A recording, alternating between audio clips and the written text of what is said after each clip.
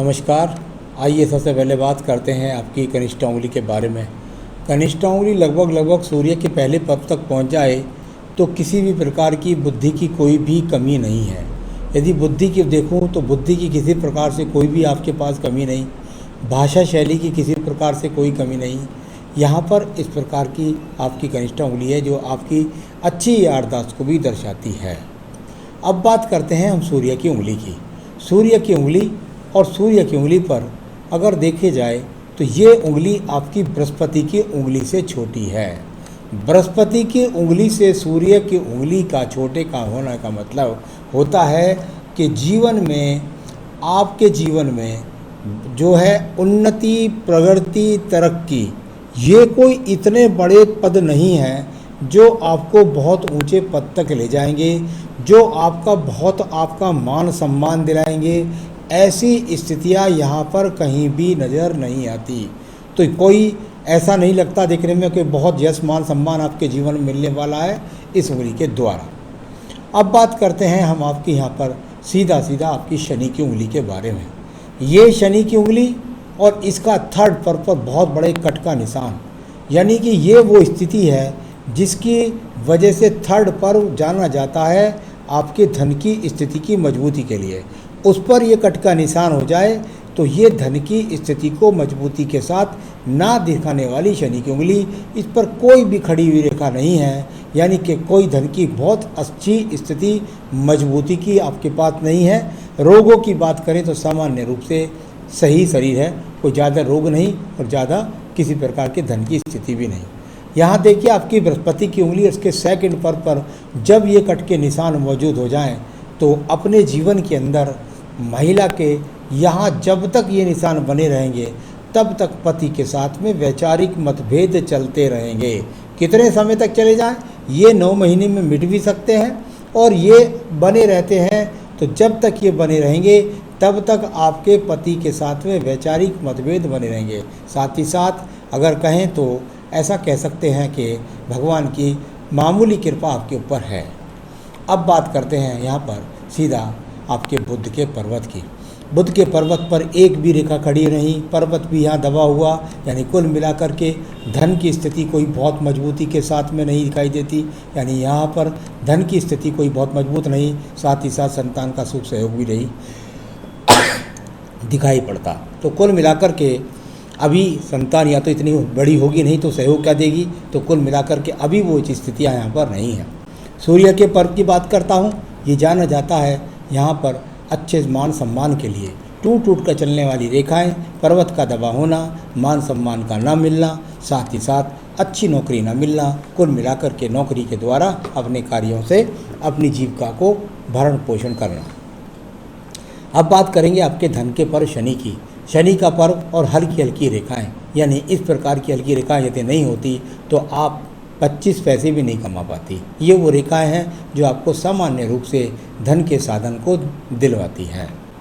इसके बाद बात करते हैं बृहस्पति के पर्व की। बृहस्पति का पर्व, ये पर्व बिल्कुल सपाट रूप से है। जब सपाट रूप का बृहस्पति का पर्व होता है तो उसके लाभ जरूर मिलते हैं, लेकिन ज़्यादा लाभ के लिए जो संकेत होते हैं या वो यहाँ पर नहीं है। तो वो ज़्यादा लाभ के संकेत यहाँ पर त्रिभुज बनना, यहाँ पर ट्रायंगल बनना, स्टार बनना या कुछ मिलना, हल्की रेखाएं हैं जो थोड़ा बुद्धि के द्वारा आपको साधन बना देती है, आपका विवाह भी करा देती है। इस तरह की स्थिति का बृहस्पति का पर्व। आइए हृदय रेखा की बात करते हैं। हृदय रेखा को मैंने हमेशा कहा ये हृदयांगिनी की रेखा, अगर औरत के हाथ में है तो पति की रेखा यानी हृदयांश की रेखा। कुल मिलाकर के बीच में जब टूटने लगे इस प्रकार से तो हृदय टूटा हुआ है, मन कहीं ना कहीं परेशान है, इस प्रकार की स्थितियों को और ये रेखा बनती हैं आपके जीवन में लगभग कह सकता हूँ मैं निश्चित रूप से 35 वर्ष तक तो ऐसी स्थिति आपकी रहनी है जो आपको पति के आपस में संबंध अच्छे नहीं रहेंगे। अब बात करते हैं इसके बाद में आपकी मंगल रेखाओं की। मंगल रेखाएं ठीक ठाक साहस है, ठीक ठाक काम करती हैं, जितना करती हैं उतना खा लेती हैं। इस प्रकार की यहाँ पर आपकी रेखाएं, कोई बहुत ज़्यादा ऐसी रेखा नहीं जो आपको बहुत ज़्यादा भाग दौड़ करा के बहुत ज़्यादा धन दिलाती हो। तो जितना आपकी शिक्षा है, जितना आपका कर्म है, उतना आपको पैसा दिलाती है, उससे कम ही दिलाती हैं। अब यहाँ देखिए आपकी ये रेखा है यहाँ थोड़ा सा गिरती हुई और जाकर चंद्र पर्वत के साथ संबंध। जब बुद्धि रेखा का संबंध चंद्र पर्वत से हो जाए तो नौकरी के लिए जहाँ व्यक्ति जाता है उसके लिए उसको थोड़ा सा ऐसा कह सकते हैं कि 10-12 किलोमीटर तक आना जाना लगा रहता है इस प्रकार से, और हल्की सी गिरी हुई है तो थोड़ा मानसिक चिंता को दर्शाती है। कोई बहुत ज़्यादा बुद्धि रेखा खराब नहीं है, बिल्कुल सही है, बैलेंस है, आप सही सोच समझ भी रखती हैं। इसके बाद एक मंगल रेखा आ रही है और इस रेखा को काट रही है, यानी ये इस प्रकार से रेखा को काटना, बुद्धि रेखा को मंगल पर्वत से आकर के, ये मानसिक चिंताओं के लिए जानी जाती है। और अभी तो यहाँ कोई झगड़े झंझट मुकदमे जैसी स्थितियाँ या उनको कर भी देंगे तो आप उसमें जीत जाएं, ऐसे चिन्ह कुछ भी नहीं है। नीचे चंद्र पर्वत की तरफ चलते हैं। यहाँ पर थोड़ी छोटी रेखाएं यानी भाग दौड़, मानसिक चिंता, इस तरह की स्थितियों को दर्शाने वाली ये यहाँ पर रेखा है। तो कुल मिलाकर ये मानसिक चिंता को चंद्र पर्वत थोड़ा सा दर्शाता है। इसके बाद में बात करते हैं हम आपके यहाँ पर व्यापारी रेखाओं की। कोई व्यापारिक रेखा आपके हाथ के अंदर नहीं है, किसी भी प्रकार से किसी व्यापार में अपने आप को ना आजमाएं। भाग्य रेखा की बात करता हूँ।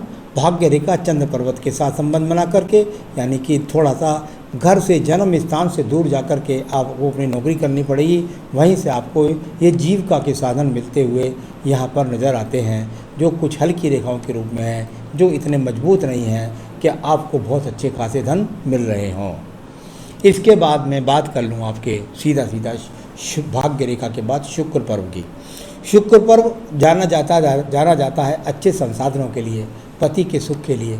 यहाँ शुक्र पर्वत एकदम सपाट, इस प्रकार का सपाट शुक्र पर्व व्यक्ति के जीवन के अंदर अच्छे संसाधन ना मिलना, साथ ही साथ पति का सहयोग ना मिलना, साथ ही साथ संतान के सुख में परेशानी होना, ये सब चीज़ें यहाँ पर। और ये ब्लैक से स्पॉट तो अगर है तो भी इसका भी वही फल है। तो कुल मिलाकर यहाँ कोई भी ऐसी रेखा नज़र नहीं आ रही जो आपको अच्छे संसाधन दे रही हो। तो ये आपका शुक्र पर्व हो गया। मंगल रेखा थोड़ी सी सपोर्टिंग रेखा है, उसका कोई विशेष सहायक रूप आपको मिल नहीं पाएगा। इसके बाद आयु रेखा की बात करते हैं। आयु रेखा, और यहाँ से चल कर के ये आयु रेखा यहाँ से इस प्रकार से ये आयु रेखा और एक शुक्र पर्वत से ये संबंध, यानी संसाधनों में थोड़ा सा कमी, और कुल मिलाकर आयु रेखा आपके पास में 75-76 वर्ष की। तो ये सब हाथ की रेखाओं, पर्वतों को, सब चीज़ों को मैंने पढ़ा। कोई बहुत बड़े रोग के यहाँ पर अभी संकेत नहीं है। अगर ये काला सा स्पॉट शुक्र पर्व में है तो ये महिला के रोग बनाता है, यानी कि महिलाओं से संबंधित रोग। तो ये उस प्रकार का चिन्ह यदि है तो उसको अगर आप जांच करा लीजिएगा। अब आई आपके सवालों की बारी। मैं अपने पति के साथ खुश नहीं हूँ, हमारे बीच बहुत झगड़े रहते हैं और ना ही खुश मैं ना ही खुश नहीं, ऐसी मेरी लाइफ है। मैं खुश नहीं रहती हूँ लाइफ में, ऐसी मेरी लाइफ है। देखिए, जहाँ तक आपका पति के साथ संबंध का है तो मैंने हृदय रेखा पर आपको बताया कि 35 वर्ष तक आपके साथ ऐसी स्थिति रहनी है। तो जहाँ तक सवाल है, यहाँ तक अभी इतना सवाल का जवाब देता हूँ कि आपका ऐसे झगड़े तब भी कम से कम 3 साल और रहने हैं। ऐसी स्थिति में अपने मन को, मस्तिष्क को स्थिर रखिएगा और किसी तरीके से भी अपने आप को ऐसे फैसले ना करें जिससे आपकी और बीच के अंतर बढ़ते चले जाएं। शुक्र पर थोड़ा सा खराब है, किसी अन्य पुरुष के बहकावे में ना आए, क्योंकि शुक्र पर बहुत उठा हुआ और ख़राब है। तलाक होगा कि नहीं, बिल्कुल भी आपका तलाक नहीं होगा, आप कितना भी प्रयास कर लीजिए। इसलिए अपनी स्थितियों को संभालिए और अपने जीवन के अंदर बढ़िए। यहाँ थोड़ा सा जो ये चिन्ह है एक एक्स का, ये थोड़ा सा इस स्थिति को है जो झगड़े झंझट या मुकदमे जैसी स्थिति को, यानी कि कुल मिलाकर अलगाव जैसी स्थिति को पहुंचा देता है। एक आध और एक्स हो गया या ये ज़्यादा और मजबूत एक्स हो गया तो फिर तलाक भी कर सकता है, लेकिन अभी हाथ में कहीं भी ऐसी स्थितियां नहीं हैं। दूसरी शादी होगी कि नहीं, जितना सुख आपको पहली शादी में या जितना दुख आपको पहली शादी में, इतना ही सुख और इतना ही दुख आपको दूसरी शादी में है, और वो आपके जीवन में 35 से 36 वर्ष तक है। अगर आपका तलाक हो जाता है और आपने 36 वर्ष तक दूसरी जगह शादी भी कर ली तो फिर वही आपकी स्थिति आपके साथ में रहने वाली है। उसके बाद भी अच्छा जीवन दूसरे पति से भी नहीं मिलने वाला है। इन्हीं को संभालिए, धैर्य रखिए, थोड़ा विराम दीजिए तो स्थितियाँ काबू में आ जाएंगी। तो तलाक अभी 3 साल तक नहीं दिखाई देता। पति खुद तलाक दें, इसके लिए कोई उपाय बताएं। मेरा काम लोगों के घर बसाने का है, मेरा काम लोगों के घर उजाड़ने का नहीं है। ऐसा उपाय मैं कोई नहीं जानता जिससे आपका पति आपको तलाक दे। वर्किंग वूमेन हूँ, काम करिए, अच्छी बात है, और काम करके अपने आप को मजबूत बनाते जाइए, पति अपने आप स्वयं संभल जाएंगे। तो जो जो ध्यान रखने वाली बातें बताई हैं वो आपको ध्यान रखनी है। किसी पर पुरुष के बहकावे में ना आएँ, साथ ही साथ अपने जीवन को बचा के रखें। मुझे नहीं लगता आपका तलाक होने वाला है।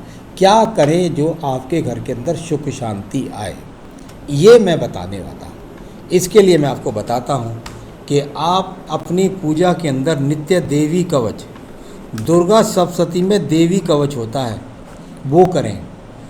बृहस्पतिवार के व्रत करें।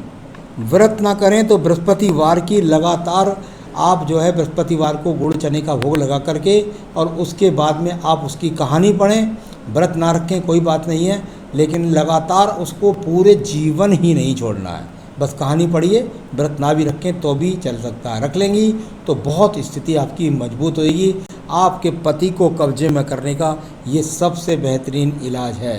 तो बृहस्पतिवार के व्रत रख सकती हैं, देवी कवच पढ़ सकती हैं, और इसके अलावा यदि आपको और समय मिलता है तो आप संकटनाशन गणेश स्रोत पढ़ सकती हैं। नमस्कार।